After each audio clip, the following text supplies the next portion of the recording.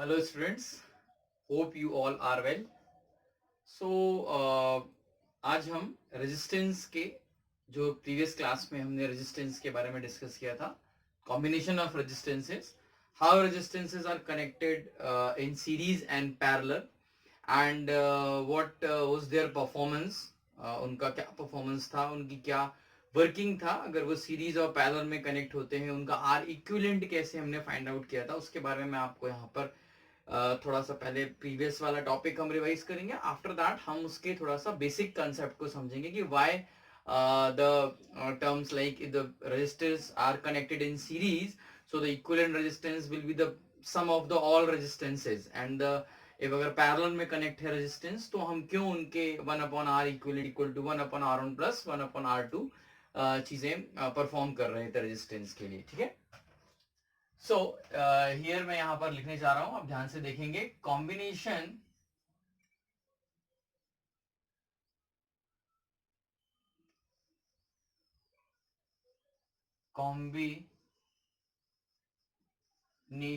Of resistances. Combination of resistances. There are two type of combination of resistances: series and parallel. ठीक है, series and parallel. Okay, series में मैंने आपको क्या बताया था? If two resistances are connected in series, it means that there is one resistance and there is another resistance is connected back to back in this way.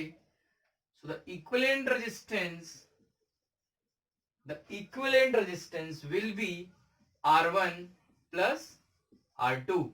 Okay, इनका total resistance between terminal A and B क्या हो जाएगा? R1 plus R2. If we talk about resistances are connected in parallel, it means that this resistance and this resistance connected in parallel, R1, R2, the equivalent resistance will be, we can write in this way, 1 upon R equivalent equal to 1 upon R1 plus 1 upon R2. Take LCM, that is R1, R2, R1 plus R2, 1 upon R equivalent. So you can write in this way, reciprocate करके R equivalent equal to R1 R2 upon R1 plus R2. Okay, so parallel combination में हम R equivalent हमने कुछ इस तरीके से लिखा था. थोड़ा सा हम अगर कंसेप्ट के पॉइंट ऑफ व्यू से इसको समझें तो ऐसा क्यों हो रहा है? If resistances are connected in series and if I assumed I current is flowing through these two resistances, ठीक है, आई करंट जो है वो इन दो रेजिस्टेंस के थ्रू फ्लो हो रहा है. ओके, सो क्या होने वाला है? यहां से करंट आई करंट अगर R1 में गया, सेम टाइम में सेम अमाउंट ऑफ करंट कहां से गया? I2 में भी R2 में भी वही करंट चला गया. ठीक है, तो एक चीज हम ध्यान रखेंगे, if we talk about the combination of series, in series circuit current will be same in the whole circuit. Okay, हर रजिस्टर के अक्रॉस करंट जो होता है वो सेम होता है, but voltage drops are different. अभी हम फर्दर इसको देखेंगे, बट मैंने आपको भी बता दिया है. ठीक है, सो आई करंट क्या हो रहा है? R1 रजिस्टर के थ्रू भी जा रहा है और R2 रजिस्टर के भी थ्रू जा रहा है. करंट कहीं पर भी एक कहना चाहिए, कहीं पर भी जो करंट है वो डिस्ट्रीब्यूट नहीं हो रही है, कहीं पर भी करंट डिस्ट्रीब्यूट नहीं हो रही. There is no distribution of current is going happen in this combination of series. So क्या हो रहा है? हमारा R equivalent क्या हो गया? R1 और R2 हो गया. अब अगर मैं यहां अज्यूम करता हूं कि मेरी I करंट यहां से फ्लो हो रही थी, यहां से मेरा इन हुआ I करंट, यहां पर पहुंचने के बाद करंट को दो रास्ते मिले. ठीक है, इधर current is going in this side और दिस साइड, और हम ये भी कह सकते हैं कि करंट जो है वो डिस्ट्रीब्यूट हो रही है दो रास्तों में, वो यहां से भी जाएगी एज वेल एज यहां से भी जाएगी. ठीक है, तो जैसे ही करंट डिस्ट्रीब्यूट होती है, करंट डिस्ट्रीब्यूट हो जाती है एक जंक्शन से, एक पॉइंट से करंट जैसे डिस्ट्रीब्यूट होती है, तो वी अज्यूम दैट कि वो जो कॉम्बिनेशन है वो पैरेलल है. रेजिस्टेंस का वो कॉम्बिनेशन कैसा है? पैरेलल है। अब रेजिस्टेंस के कॉम्बिनेशन पैरेलल है तो हम 1/R equivalent equal to 1/R1 plus 1/R2 कर रहे हैं। ये हम क्यों कर रहे हैं ये हम अभी देखने वाले हैं, ठीक है।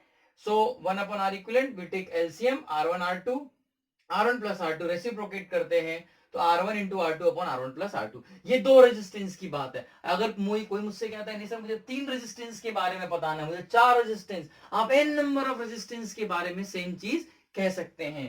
कहने का मतलब क्या है, सिंपल है। अगर मान लीजिए यहां पर मेरे पास 3 रेजिस्टेंसेस कनेक्ट है, 1 2 3 रेजिस्टेंस, ये तीसरा रेजिस्टेंस है R1 R2 एंड R3, ठीक है। R1 R2 and R3 terminal A और B के बीच में, तो 1 upon R equivalent equal to 1 upon R1 plus 1 upon R2 plus 1 upon R3। ये हमारा R इक्विवेलेंट हो जाएगा अगर 3 resistances are connected in parallel, ठीक है। चलिए अब हम ये समझने जा रहे हैं कि सीरीज में ऐसा क्यों होता है और पैरेलल में ऐसा ये क्यों हो रहा है, ठीक है। चलिए पहले हम सीरीज के लिए करेंगे इसको, आफ्टर दैट हम पैरेलल के लिए देखेंगे, ओके। सीरीज का देखने के पहले मैं यहां पर लिख देता हूं सीरीज कॉम्बिनेशन। अब सीरीज कॉम्बिनेशन में मैंने क्या किया, बहुत ध्यान से देखेंगे, मैंने यहां पर एक सर्किट ड्रॉ किया है जिस सर्किट में क्या हो रहा है, एक रेजिस्टेंस R1 है, यहां पर एक रेजिस्टेंस R2 है, तीसरा रेजिस्टेंस R3 है, और उसको मैंने एक वोल्टेज सोर्स से क्या कर दिया, मैंने कनेक्ट कर दिया।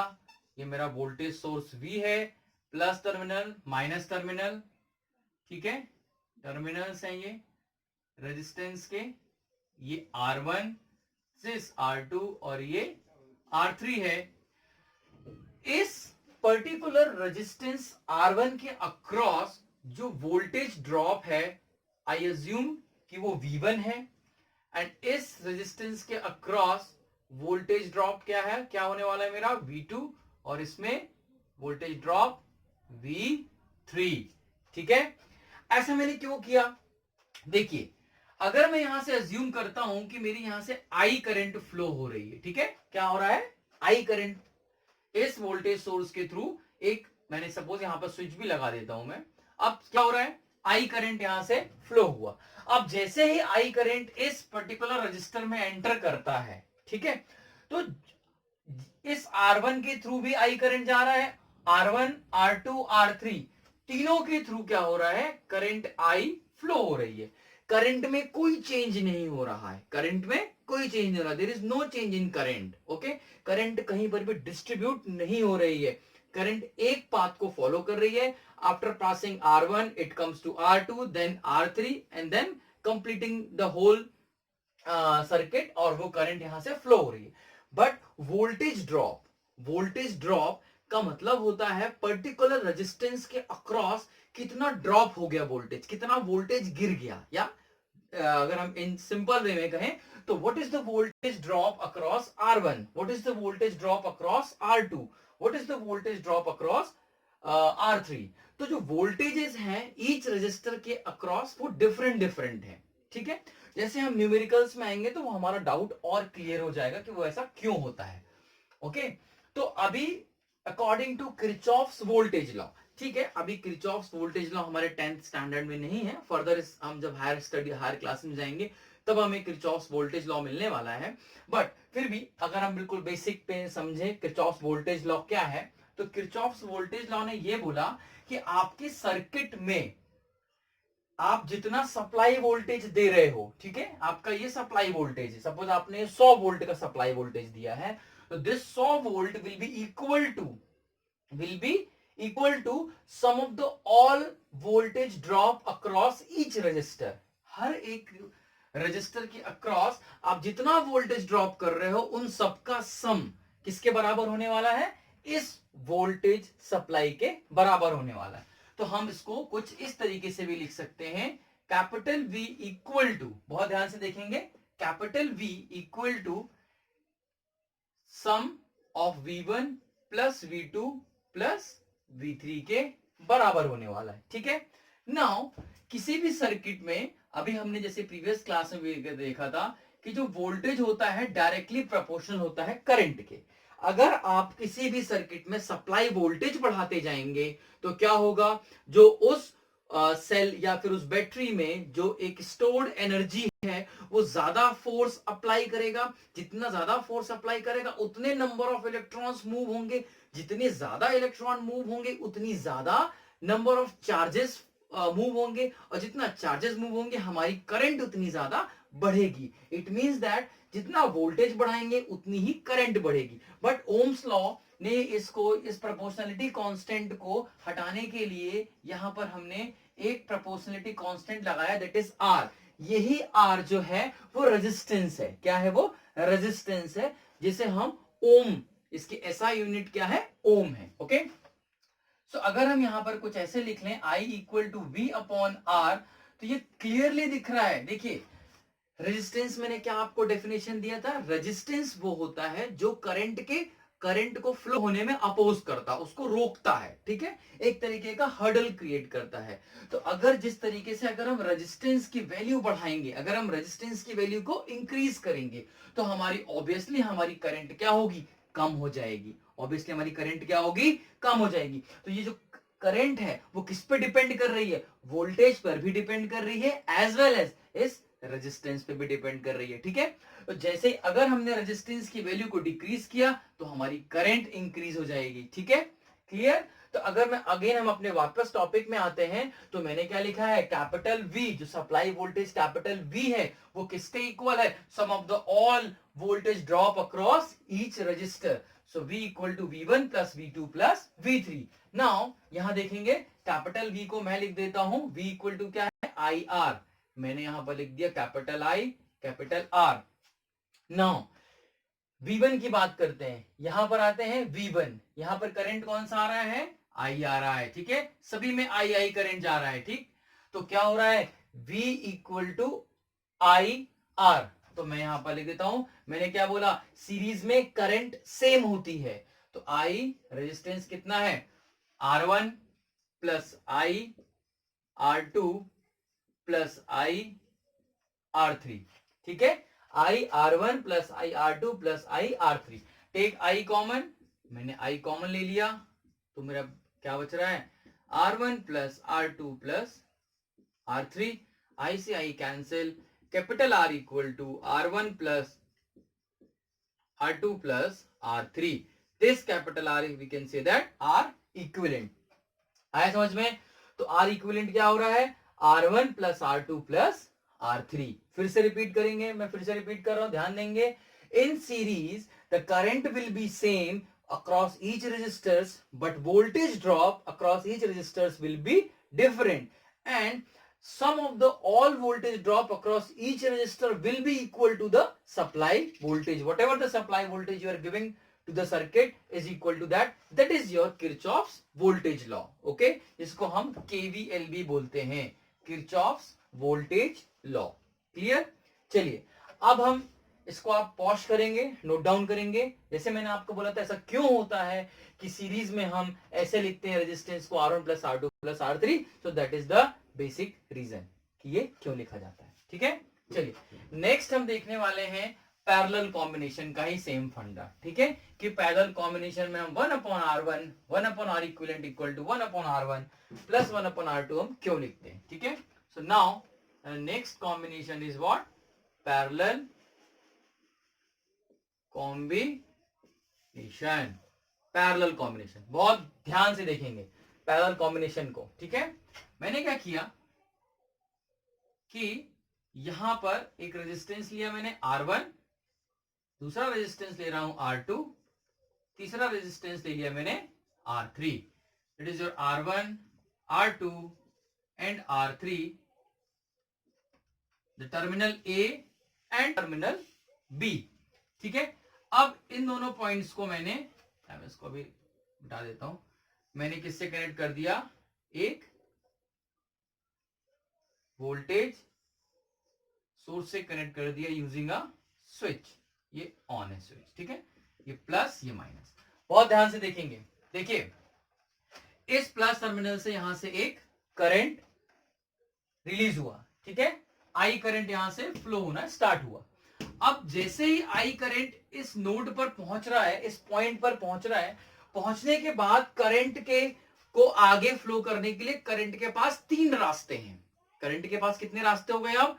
तीन रास्ते हो गए, ठीक है। या तो वो R1 के थ्रू जाएगा, R2 के थ्रू जाएगा, R3, और तीनों के थ्रू भी चला जाएगा, डिपेंड करता है कि वहां पर रेजिस्टेंस की वैल्यू क्या है, ठीक है। ऑब्वियसली अगर ज्यादा रेजिस्टेंस होगा तो करंट कम फ्लो होगी, रेजिस्टेंस अगर कम होगा तो करंट ज्यादा फ्लो होगी, ठीक है। सो अब देखिए, आई अज्यूम्ड कि यहां से करंट I1 गया, यहां पर करंट I2 और यहां पर करंट क्या है? I3 है, ठीक है। ये तीनों में रेजिस्टेंस, तीनों रेजिस्टेंस के अक्रॉस क्या हो रहा है? करंट I1, I2 और I3 फ्लो हो रही है। ऐसा होने से क्या हो रहा है? Again according to Kirchhoff's current law, उन्होंने ये कहा कि पर्टिकुलर एक जंक्शन पर the incoming current will be equal to outgoing current, that's it. तो अब यहां पर इनकमिंग करंट क्या हो रही है? बहुत ध्यान से देखेंगे, इनकमिंग करंट क्या है? आई है, इनकमिंग करंट है, मानते हैं सर। आउटगोइंग करंट कितनी है? I1, I2 और I3। So I1 plus I2 plus I3, okay. So capital I equal to I1 plus I2 plus I3। अब मैंने आपको क्या बताया था? I इक्वल टू क्या होता है? V upon R। क्या होता है? V upon R। तो यहां पर मैं रख दूं capital V upon R equal to, बहुत ध्यान से देखेंगे, I1। मैंने क्या बोला? If you talk about the parallel combination, एक चीज हमेशा ध्यान रखेंगे, ईच रेजिस्टर के अक्रॉस करंट डिफरेंट होगी बट वोल्टेज जो होगा वो सेम होगा, ओके। करंट क्या हो रही है? डिफरेंट डिफरेंट हो रही है, और सीरीज में क्या था? करंट सेम थी, वोल्टेज अलग अलग था। यहां पर क्या हो रहा है? करंट अलग अलग है but voltage drop across each resistor will be equal. अगर इसके अक्रॉस ये हमारा सप्लाई वोल्टेज है भी, तो इसके अक्रॉस भी उतना ही वोल्टेज ड्रॉप होगा, इसके अक्रॉस भी उतना ही वोल्टेज ड्रॉप होगा, और इसके अक्रॉस भी उतना ही वोल्टेज ड्रॉप होने वाला है। लाइक अगर ये 100 वोल्ट है तो इसके अक्रॉस भी 100 वोल्ट, इसके अक्रॉस भी 100 वोल्ट, इसके अक्रॉस भी 100 वोल्ट का वोल्टेज ड्रॉप होगा, ठीक है। So what I write? V upon R, V upon R, क्योंकि I equal to V upon R है, ये मेरा V, और मैंने ये R इन तीनों का एक इक्विवेलेंट R लिखा हुआ है। I1 के केस में देखिए, I1 क्या है? मैं क्या लिख सकता हूं? I को V, मैंने क्या बोला? वोल्टेज कांस्टेंट है, वोल्टेज सबके अक्रॉस वोल्टेज सेम होने वाला, करंट डिफरेंट होगी। तो I1 क्या हो जाएगा? V upon R1 plus V upon R2 plus V upon R3। Clear my words? अब ऊपर से मैंने क्या किया? V कॉमन ले लिया, तो मेरे पास यहां क्या बच रहा है? 1 upon R1 plus 1 upon R2 plus 1 upon R3। ये V से V कैंसिल हो गया। अब देखिए 1 upon R equivalent equal to, can I write R1 plus 1 upon R2 plus 1 upon R3, हम लिख सकते हैं। सो R इक्विवेलेंट क्या हो रहा है? 1 upon R1 plus 1 upon R2 plus 1 upon R3, ठीक है। तो क्या ध्यान रखने की सबसे इंपॉर्टेंट चीज हमने सीखी अभी? हमने ये देखा कि in parallel combinations current will be different from each resistors, but voltage drop from each resistor will be equal to the supply voltage, ठीक है। तो यहां पर हम देख पा रहे हैं, यहां पर ये किसके ऊपर डिपेंड कर रहा है? क्या है ये? Kirchhoff's current law. इसको हम क्या बोलते हैं? KCL, किरचॉफ्स करंट लॉ, ठीक है। किरचॉफ्स करंट लॉ पर बेस्ड है ये, जहां पर आपने देख लिया 1 upon R equal to 1 upon R1 plus 1 upon R2 plus 1 upon R3।